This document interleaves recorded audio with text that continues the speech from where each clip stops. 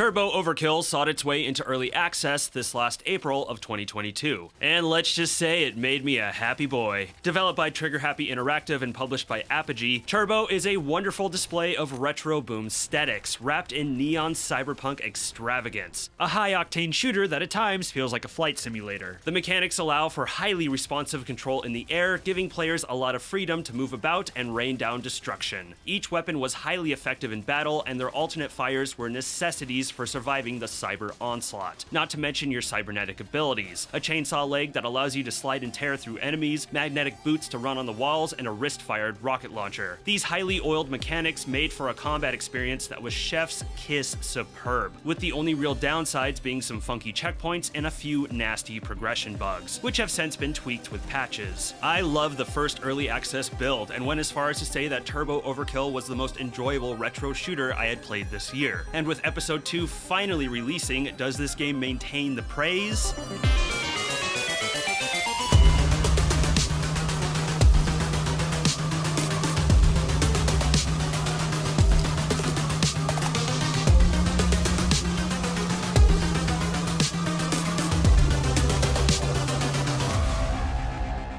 So what's new in Episode 2? Welp, we have 8 new, massive levels, a handful of new enemies, and 3 hunky new weapons. There's a bevy of new weapon upgrades that can be purchased, and a boatload of new perks for your cybernetic abilities. It should also be mentioned that before this new episode went live, there was a hefty content update over the summer, with a host of additions, such as the ability to add custom mods and maps, an upgrade to the rocket launcher, as well as a bestiary. Neat. Episode 2 picks up right after the events of Episode 1. The city has been conquered by the mad AI Sin, who has reduced the metropolis to a cyberpunk hellscape, looking more like it belongs in a Doom game. Johnny has enough on his plate trying to bring down the terrible Sin, but complicating matters further, TerraTech, the company that hired Johnny in the first place, has sent 3 cybernetic bounty hunters after him, Ma, Ripper, and Jazz, who for me were giving off Lock, Shock, and Barrel vibes. Kidnap the Santa Claus, tie him in a bag. There are 2 things in this world I really enjoy: fast-paced shooters and big crazy raves. Turbo Overkill scratches both those itches. The first episode was a synergy of booming beats and brutal technical combat. Episode 2 takes it to further heights with missions that feel like an Odyssey. I don't know how else to describe them. Each are a lengthy journey through set piece after set piece, always presenting crazier arena setups, crazier combat scenarios, and epic platforming, all with a soundtrack that is nothing but rising hype. Slow-mo dashing through the air in a hail of bullets, blood, and currency while the beat bumps is my kind of FPS nirvana.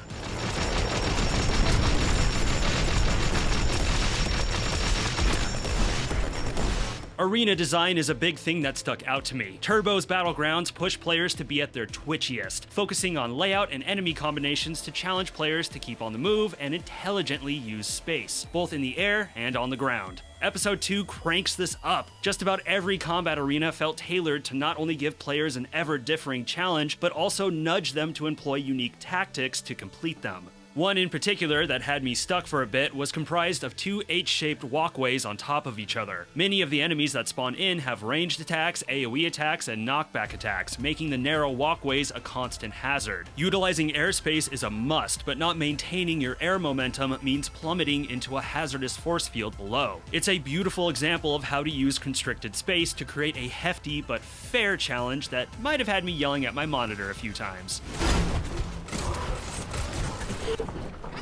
A major part of the upped challenge is, of course, some of the new enemy types, who perfectly slot into the combat ecosystem. By the way, I'm not totally certain what all of the new enemies are called, so some of these are my own nicknames. Macers are Turbo's version of the Hell Knight from Doom. Big, tall, and thuggish. They have a lot of health and a retractable mace that has some surprising range. A good enemy to keep the pressure on you. Teddies are big bruisers as the game describes them. They're able to slam the ground, creating a shockwave, and if you aren't in the air, there's a good chance it's gonna get ya. Crucified shielders demand your attention on the field, a tanky enemy that puts energy shields around his comrades. And when those comrades happen to be giant mechs and other heavy types, yeah, they quickly become public enemy number one. The swarmers got on my nerves though. Have you ever had a bee all up in your business that you just couldn't get away from? These are an extreme version of that. They are incredibly hard to get away from and are quiet, meaning you likely won't see them coming. They're not hard to kill, but they are a pain and make for some very awkward game capture. Johnny! Hey! Over here! Here's Johnny! A highlight for this episode are the boss fights against the bounty hunter trio. As much as I love the FPS genre, I often dislike the boss fights. Most developers fall into the trap of trying to make them an epic spectacle, which more often than not results in slowly melting down a spongy health bar of some monster while dodging AoE attacks and killing enemy fodder. Sometimes they're fun, most times they're dull. Turbo avoids this pitfall by not going for spectacle, although spectacle is definitely here, but rather putting you against bosses who are your equal, who have the same abilities as you and then some. They feel more like one-on-one multiplayer matches, and I'm all about it. The first of these, Jazz, has the ability to move around the arena at sonic speeds. It's a high-speed chess match of trying to keep away from him all the while trying to get the drop on him. It's difficult and deaths will be common, but it is a good, fun challenge and a test of your skills up to this point, which is what a good boss fight should be, in my opinion. And the preceding boss battles, which I'm not going to show for spoiler reasons, build on each other, as in the ability you gained from Jazz is the trick to beating Ripper. If there was a downside, it's that you can come across some cheap tactics that can outright trivialize these battles, but it's not like the game forces you to do them, and it doesn't change how enjoyable they are. Going into this episode, I was hoping to see more augmentations and weapon upgrades available, and this update delivered. New augmentations provide new perks to get Johnny just the way you like him. Some improve the effectiveness of your weapons, and some provide conveniences, like pickups magneting to you and more elaborate abilities like lighting enemies on fire with the grapple hook. A good chunk of the weapons now have improved versions that can be purchased. Some of these are essentially buffs, like the single Uzi is now more powerful with the trade-off being a slower rate of fire, and some can change up gameplay a bit, like the rocket launcher upgrade, which, yes, was not a part of this update, but it's worth talking about. It now allows you to bank up to 4 rockets to fire at a time. However, you can still fire normal rockets while banking some, and the banked rockets will remain even if you switch out your weapon, meaning you now have a beefy weapon swap attack if you so desire. The new weapons are worthy additions to the arsenal. There's a powerful new sniper rifle called the Telefragger, whose bullets can pierce through enemies. That alone makes it valuable, but what makes this rifle the bee's knees is that it allows you to teleport inside enemies, instantly jibbing them. Telefragging, as the old-timers say, making this not only a beastly weapon, but a convenient one.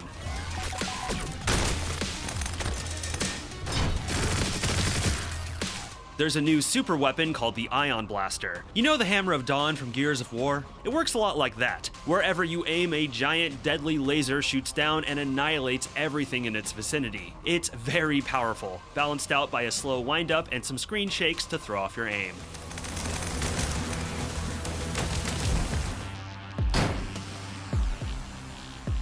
A new weapon that you will likely use often is the plasma gun. So, had that in your trunk the whole time, huh, Johnny? No, it's fine. It's not like we needed it for anything earlier. The plasma gun is a rapid-fire energy weapon with good range, accuracy, and is a solid damage dealer. Its alternate, though, deserves some discussion, able to lock onto multiple enemies and slowly drain them of life. Or perhaps it's pumping them full of plasma. Either way, it leads to an explosive finale. A cool alternate, but I have some concerns. So the thing with this is that the range of the lock-on is limited, but once you have an enemy locked on, the range of that is unlimited and can go through walls. So you can distance yourself from locked-on enemies and slowly take them out from the other side of the arena.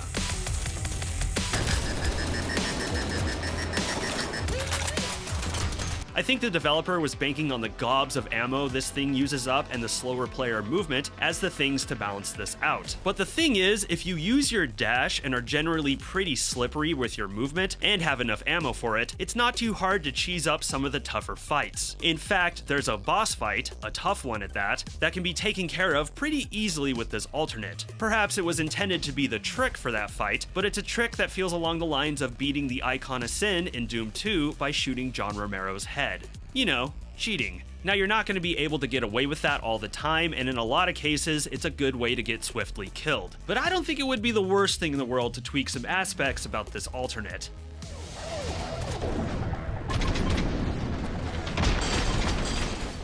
Trickier combat arenas and new weapons are not the only new tricks up this new episode's sleeve. New gameplay abilities and concepts have also been added. Turbo time turns everything to slow-mo. Damage is significantly increased along with the color saturation to make the experience that much more awe-inspiring and trippy. While this gives you a huge edge, your movements and weapons are slowed down as well to balance things out. There's a new grapple hook letting you grab onto specific points and fling yourself into the air, like Spider-Man. Often used in platforming segments, but there are plenty of arenas that take advantage of these as well.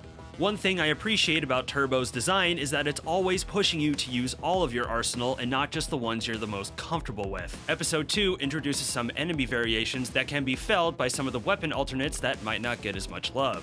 For instance, there's a new shield enemy that is easily taken care of by the alternate fire of the Waster, or shotgun.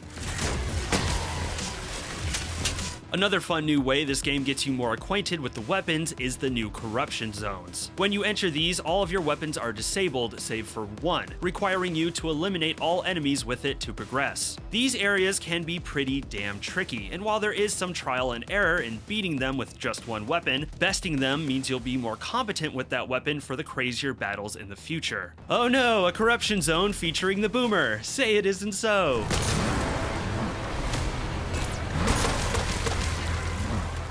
The one big bummer of this new episode, however, is the vehicle segment with the motorcycle. My issue here is that the controls for the motorcycle are very touchy. Turning is overly sensitive and the rate of acceleration is high and immediate. So when you take this thing down tunnels or narrow passageways, you're more likely to be bouncing off the walls in a janky fashion. And it doesn't help that there are obstacles to get stuck on in these portions and smoke obscuring your view. At one point, the damn thing got stuck in a wall, requiring a restart. The camera is also an issue. Both first and third person view made me motion sick due to how much the camera jerks when turning. A latter portion of the segment also significantly reduces your visibility in a chase sequence with enemies and obstacles in your way. All the issues stated before are heightened here. But also, has anybody ever had fun driving in low visibility in real life? Yeah, it's not fun here either. It needs some more work. Out of all of Turbo Overkill's missions, this is the one I consider the least successful due to the motorcycle. This is also a good time to mention that, like in the last episode, I still ran into a few nasty progression bugs, where I wasn't able to progress past combat arenas due to enemies failing to spawn in. Although more than likely, patches will be coming to address this, if they haven't already.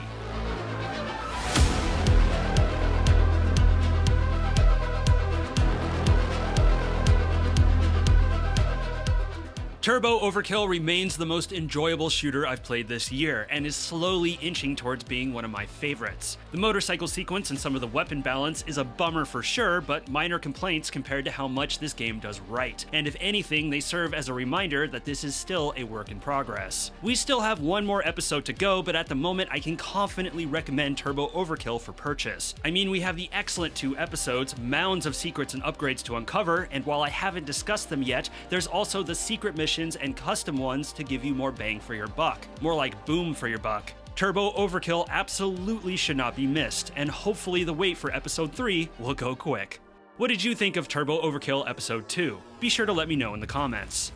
If you dug the video, please be sure to subscribe, like, share, and smack that bell. If you want to come say hi, my Discord is linked below, along with my affiliate links. I'm Kirk, and thank you for watching this video. Stay safe out there.